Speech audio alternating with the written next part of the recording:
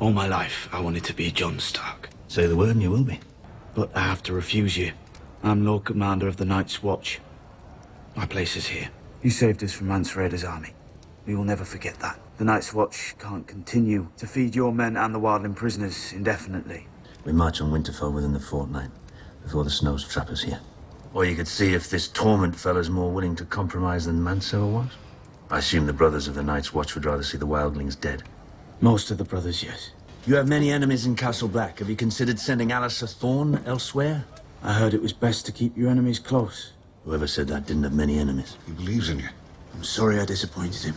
I am the sword in the darkness, the watcher on the walls, the shield that guards the realms of men. I pledge my life. Wait, that's enough. The shield that guards the realms of men. As long as the Boltons rule the North will suffer. So we still might do it then. Come on, Jon. What do you want? Who are you? Who are you? No one. Ow! Sad little lie. Who are you? I told you I'm... Do that again! Who are you? You're about to find out. What are you doing? I am ready. For what? Whose sword is that? It belongs to Arya Stark. Arya Stark's sword, Arya Stark's clothes, Arya Stark's stolen silver. A man wonders, how is it that no one came to be surrounded by Arya Stark's things? Let's get rid of needle as well. Oh, needle.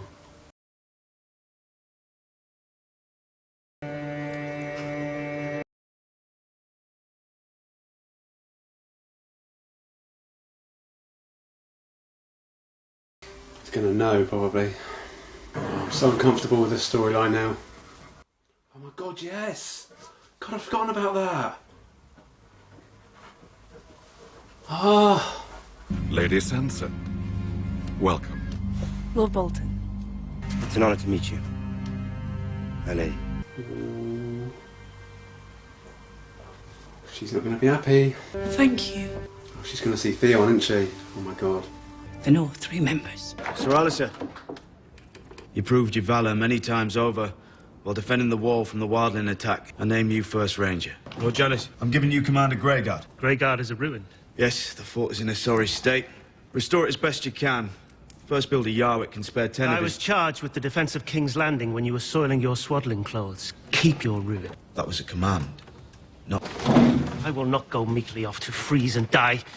Give it to one of the fools who cast a stone for you. I will not have it. Did you hear me, boy? I will not have it.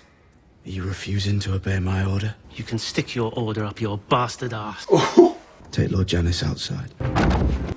The friends, important friends in the capital. You'll see. That really matters now, mate. Is he gonna do it? Jon can't do that sort of thing, can he? So he's on a mission. If you have any last words, my lord, now's the time. I'm afraid. I've always been afraid.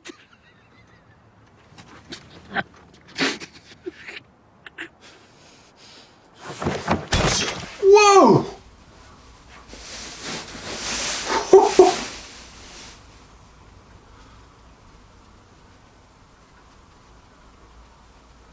I didn't think you'd do that. Oh my god. Jon. Send a raven with this message to Littlefinger at the Eyrie or wherever he's slithering about.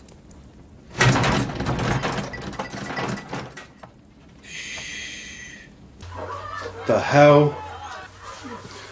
Oh my god, oh my god. I'll never hurt her. You have my word. A message for you from Cersei Lannister. Strange that the seal is broken. I'm sure you understand my position, Lord Baelish.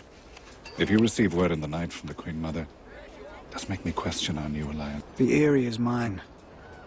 The last time the Lords of the Eyrie formed an alliance with the Lords of the North, they brought down the greatest dynasty this world has ever known. I can't remember the last face I saw that wasn't yours. It's a perfectly good face. I'm losing my mind. It's gonna be a big mistake. Just 2 more travelers, mad with lust. That's him, isn't it? That's Jorah. Where are you going? I need to speak to someone with hair.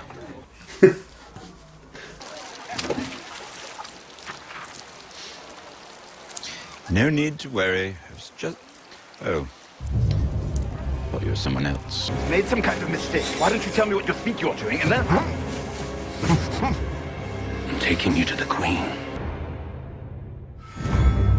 He won't take her to the Queen. And that was Game of Thrones Season 5, Episode 3, High Sparrow.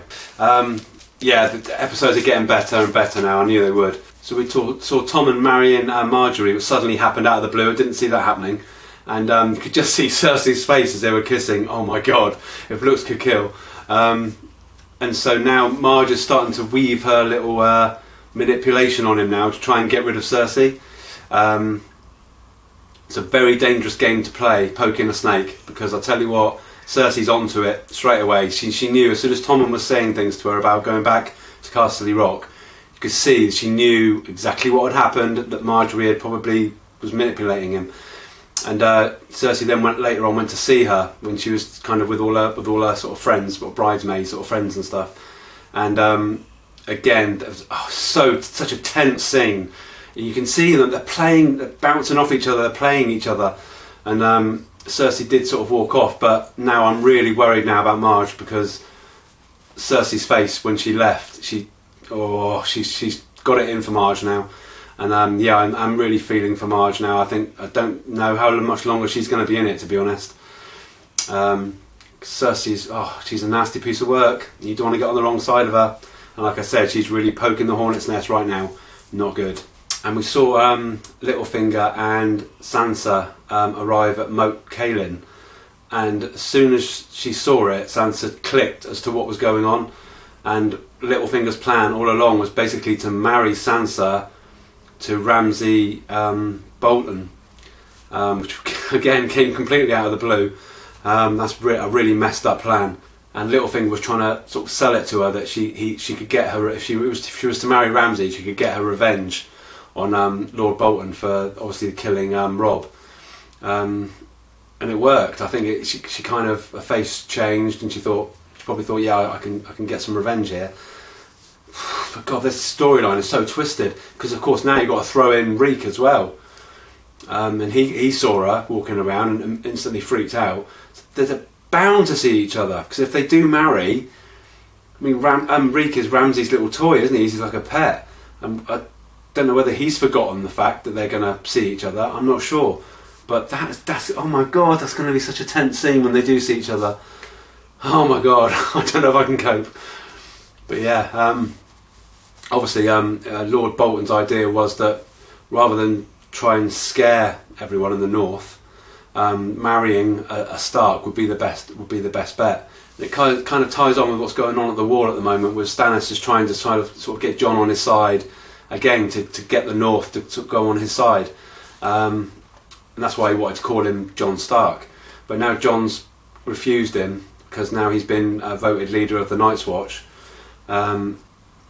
So I don't know what the plan is now for Stannis. I know that Davos tried to have a little word with him as well at the end as well, to try and change his mind as well. So I think he's thinking about it, but I'm not sure what he's going to do. And also Jon held his first sort of meeting as leader to designate jobs to people. He's made Lord Thorne the First Ranger, which is quite a high title, I think. And he seemed to be all right with that. He might come round. You don't know. He might come round.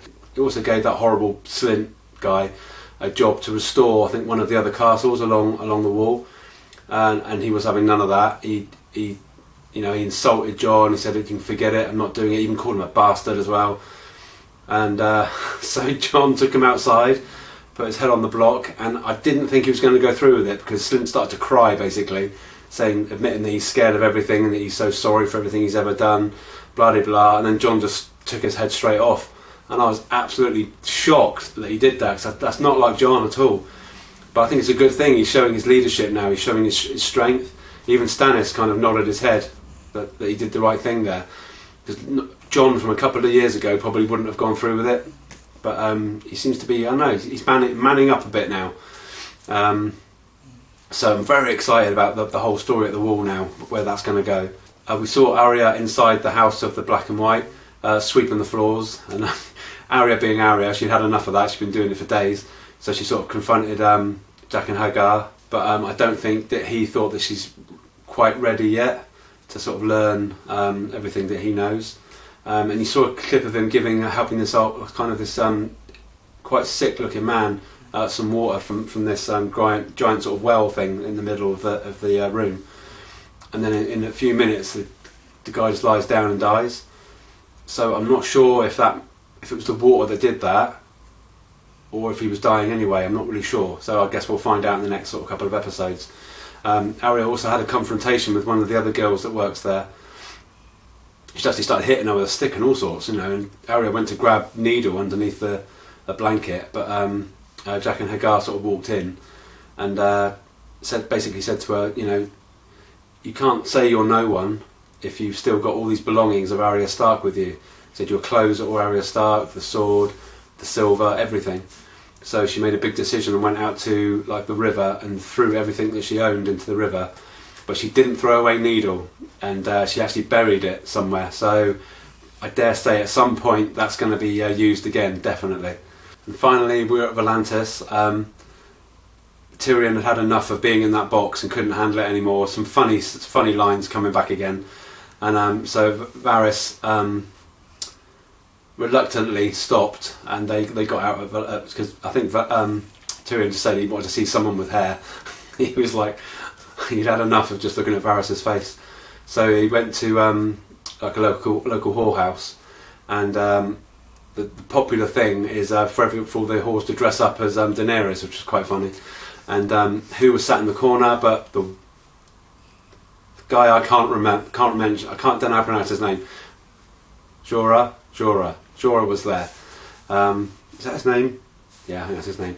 And one of the last scenes we saw, Tyrion sort of went up to one of the whores and couldn't go through with it. Now whether it's because he still remembers Shay, I don't know. I think that's got to be what it is. I think he's feeling guilty about it all. And one of the last scenes we see Tyrion peeing off the edge from a window, completely drunk, and then Jorah's crept up behind him and thrown a rope over him and grabbed him and said, "I'm taking you to the Queen." I don't think that's going to happen. I really don't, because Varys will see before then, I think, and I don't know. Jorah might be a way of getting to Daenerys, perhaps. Don't know. But yeah, I just hope that Jorah's not going to turn into that kind of person. I really don't. But yeah, that was, like I say, I loved that episode. I thought it was a brilliant episode. Can't wait for the next one, which is Sons of Harpy. So it's going to be more, obviously, about the Daenerys story. So yeah, brilliant. Again, if you haven't subscribed, please subscribe, like and comment, hit the bell. And yeah, you'll be updated every time I put anything new up. And hopefully in the next week or so, lockdown has been eased here in the UK, so might be able to start getting films going again and get Vic back, which would be nice. I'll still be doing these, don't worry. I'll still be doing, hopefully, like the amount of episodes I'm doing now, but that won't change. But in addition, we'll try and get some films up as well. So yeah, until then, I shall see you next time. Take care of yourselves and stay safe, and I'll see you in episode 4. Take care, bye.